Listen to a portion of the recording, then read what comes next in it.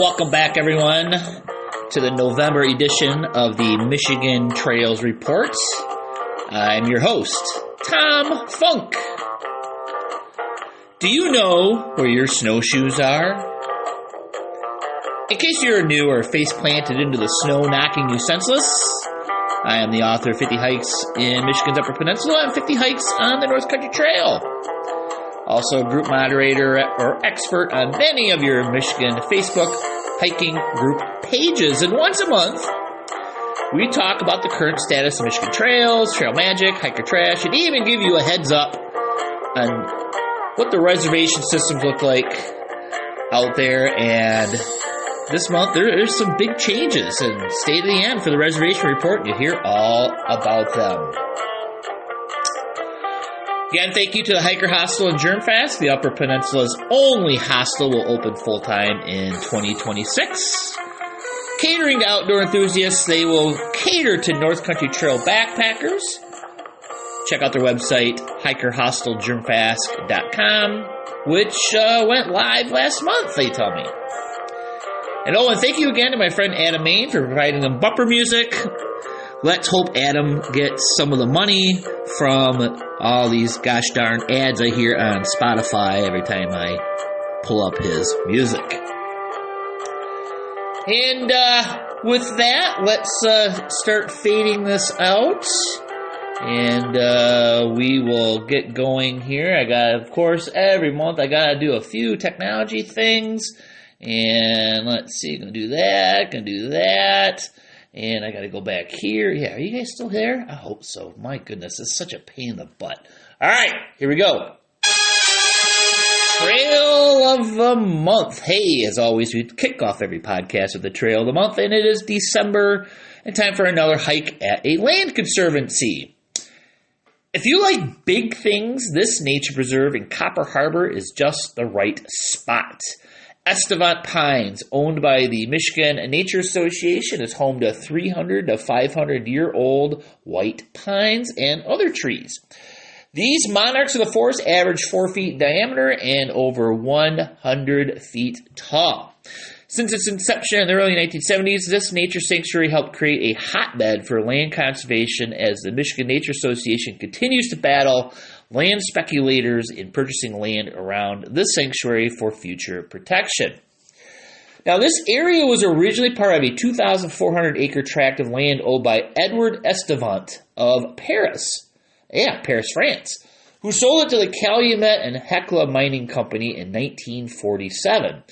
Then Universal Oil acquired the area in 1968 and soon logged 300 acres of nearby forest. A fundraising campaign by the Michigan Nature Association led in 1973 to the purchase of 200 acres from Universal Oil.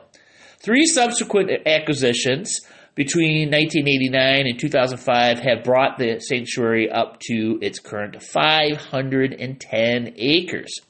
The area protects one of the last old-growth white pine stands in Michigan, and there are 2 connected loop trails in the sanctuary, the 1-mile Cathedral Grove Loop and the 1.2-mile Bertha Dobedenek Trail. Bertha was founder of the Michigan Nature Association.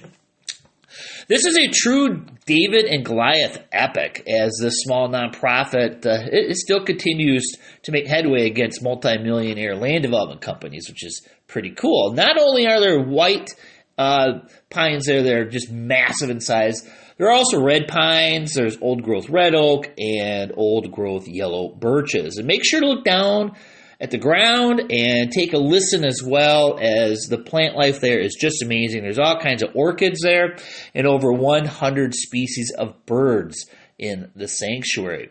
Now, this is actually easy to find. If you're in Copper Harbor at the blinker light, you'll go east 0.2 miles and south 1.3 miles past Lake Manganese. And you're going to turn west on Burma Road 0.6 of a mile to the sanctuary entrance on the south side of the road. Now, the road to the sanctuary can be a little dicey at times, but it is well signed. And if I can make it there in a Toyota Prius, you can make it there in your Subaru.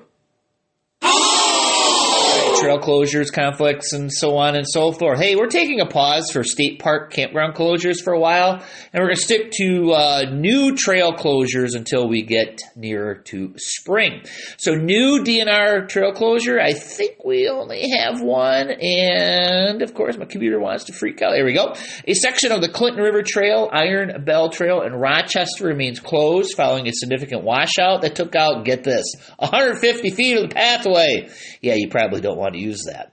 If you want to see all the gory details, you just go to the michigan.gov/DNR website, go all the way down to the bottom of the page to their newsroom, and then click on the closures tab. And you're going to find maps, dates, and still they have the ice storm map up, which makes any average RVer cry finding out they have gone all the way up there and only find out a trail's been closed.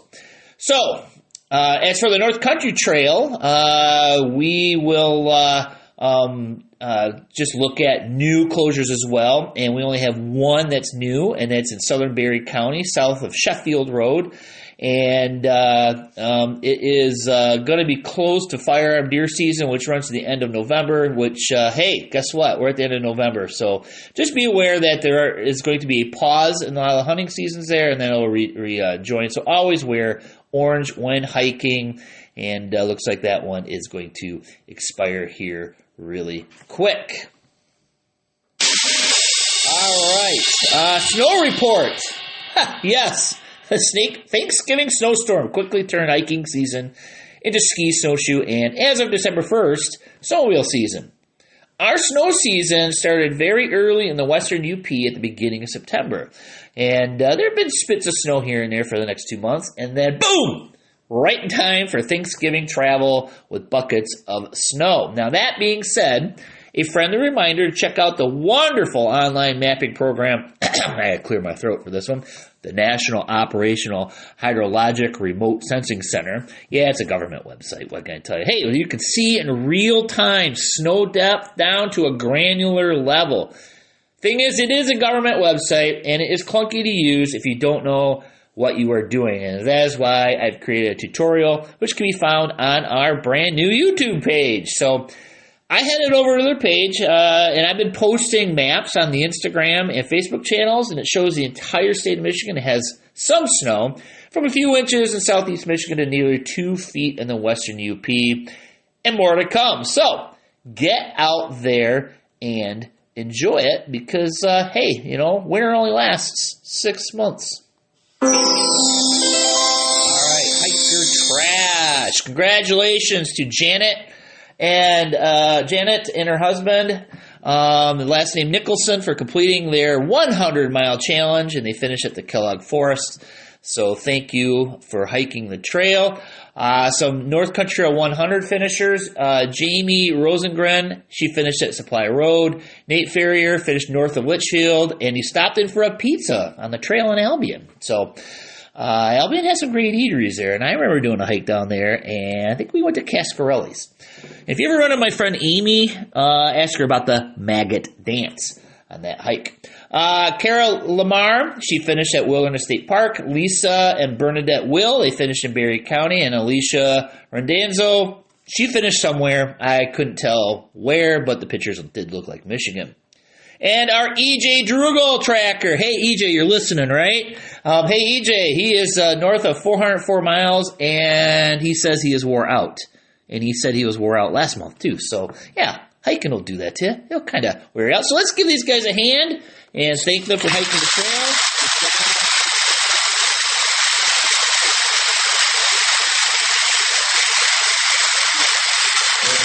Get those certificates, share them online, and I will share them on the Facebook page.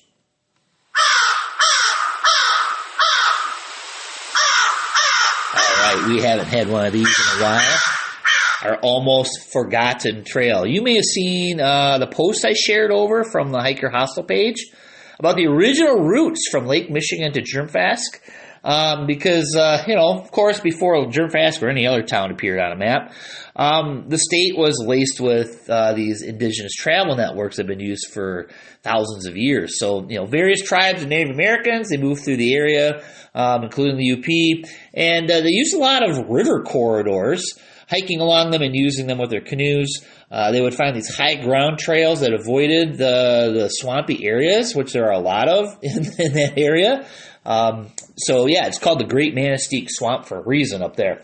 So these routes would later, of course, guide surveyors, homesteaders, and eventually the residents of Germfast when they founded the area. So when you went to that area, kind of the Curtis, Germfast area, back in the day, you would actually board a steamship and take it from Detroit or Chicago up to St. Ignace.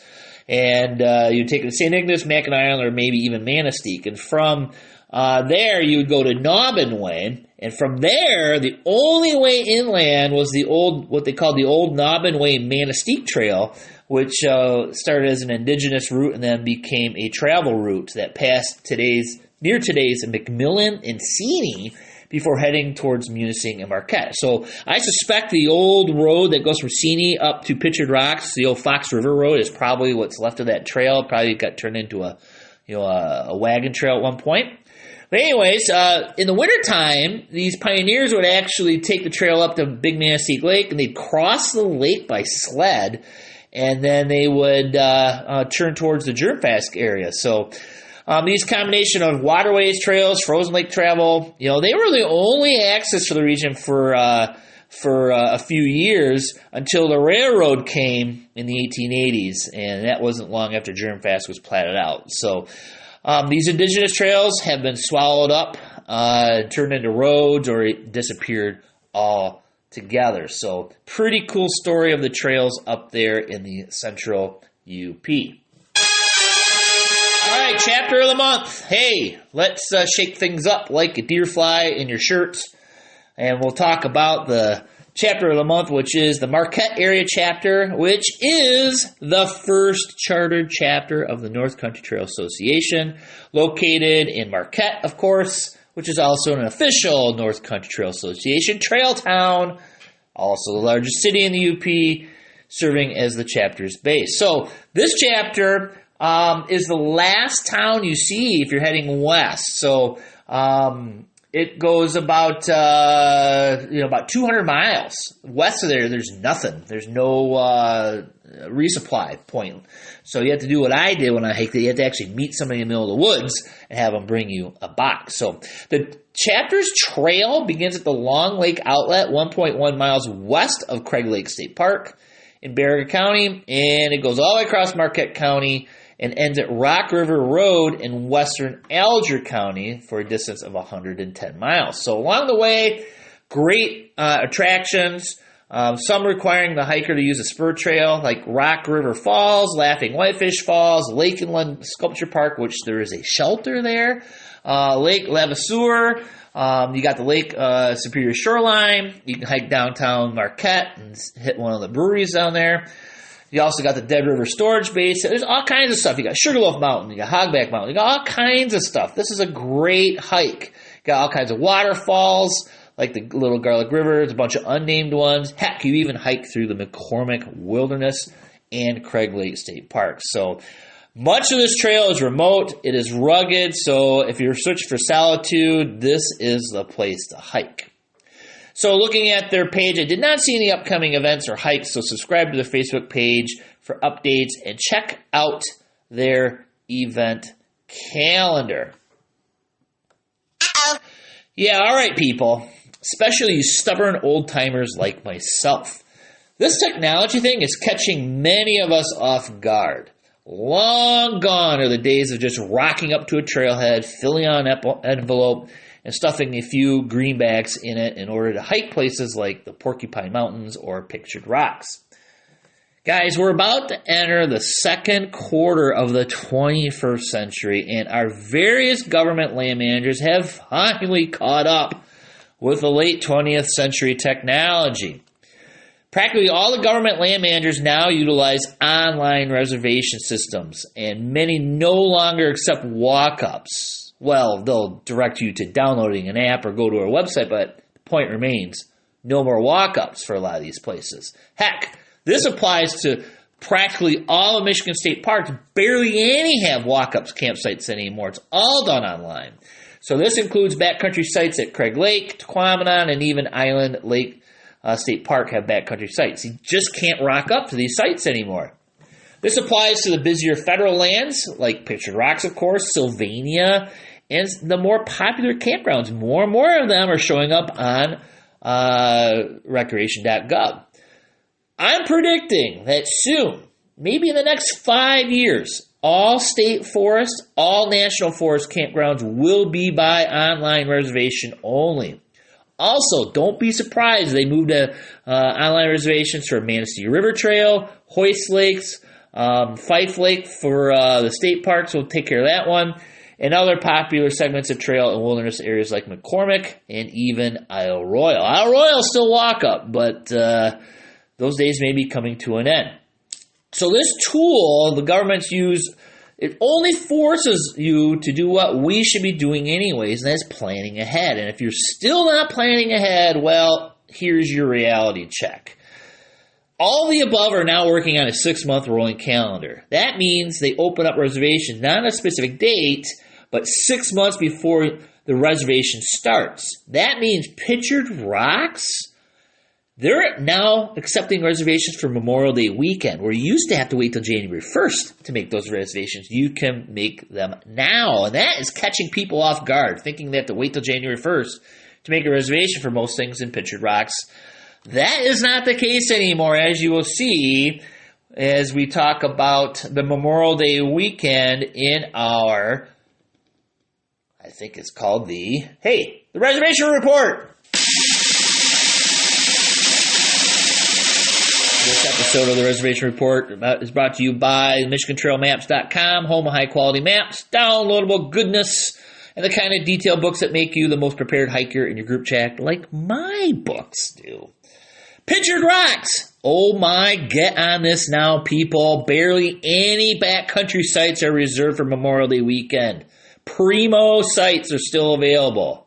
See, I told you this is catching people off guard. Hurricane River campground, gobs availability. Practically the whole campground is available. 12 Mile Beach, about 2/3 have been reserved. 12 Mile is considered the most popular campground in the state of Michigan, and I thought there'd be less, but hey, there's still availability, and there's gobs availability at Beaver Creek as well. Tons of availability at Grand Island, Sylvania. Those tend to fill up a little bit later, but still, hey, get on it. If you know you're going, make the reservation. And with state park reservations, they've been doing the 6-month rolling thing for a couple of years, so anybody who's a user of state parks already knows to get on it 6 months in advance. But anyways, there's gobs of backcountry sites available for the Porcupine Mountains, Craig Lake. Tequila Falls, they have 3 backcountry sites. Clark Lake is booked. 2 sites remain of the 3. And I chose a random state park to look at camping, and I chose Yankee Springs Recreation Area in Berry County, south of Grand Rapids. The modern campgrounds are 95% booked. The rustic Deep Lake Campground has 95% availability, so if you are a rustic tent camper, hey, check that out, and we will save Isle Royale to next month because they're still not taking anything, last I could tell. And let's finish this off with a few events. Outdoorama is coming up February 19th to the 22nd in Novi. Quiet Adventure Symposium, February 28th. That's a Saturday. That's at the Michigan State University Farm Bureau Pavilion.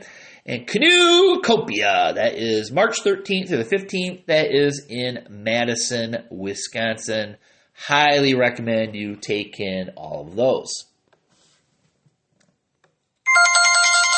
Hey, what did I say about the lakes being warmer than usual and that first cold blast would dump gobs of snow? Anyway, not only was I right, but it is now winter. Would it be any surprise if I said the Climate Prediction Center says our temp statewide will be below normal for the next month and our precipitation above normal? Well, I'm thinking it's going to be a white Christmas, don't you? Looking at the 10-day Grand Rapids forecast is calling for temperatures just below freezing for highs and lows in the 20s with on and off snow, lake effect, etc. In Marquette, highs mostly in the mid-20s and even dipping into the teens for highs. And of course, snow on and off. So get out and enjoy this beautiful winter weather we're having. And hey, to take it in and get out there and enjoy your winter, because it's going to be here for a while. What do they say? 6 months? Hey! Not only do I hear Adam Main, I hear a jet taking off behind me. Thought I'd time that about right, but hey, anyways. Hey! Enjoying the content? Have you hit us up on Instagram yet? YouTube? Yes, 'tis true. I finally got into the 21st century myself. Just search for Michigan Trails Report on both platforms. Sorry, I refuse to rot your brain on TikTok, so nothing there. And although my stats show hundreds of listeners, about 10% of you subscribe, so if you don't mind, please subscribe. Otherwise, I'm going to sneak into your house and take all the bindings off of your snowshoes. Thank you again for the sponsorship, Hiker Hostel and Retreat, and thank you, Adam Main, for the bumper music. May your royalties be plenty. And thank you to everyone who purchased the book in the past year. You can buy them on Amazon or at tomfunk.net. And what you all been waiting for? Quote to end of the show. We show our love for national parks by driving hundreds of miles to see them in RVs and SUVs that, at their best, travel 15 miles per gallon. That's Michael Lewis from American Wilderness, A New History. And with that, thanks for joining us as the Michigan Trails Report. See you next month.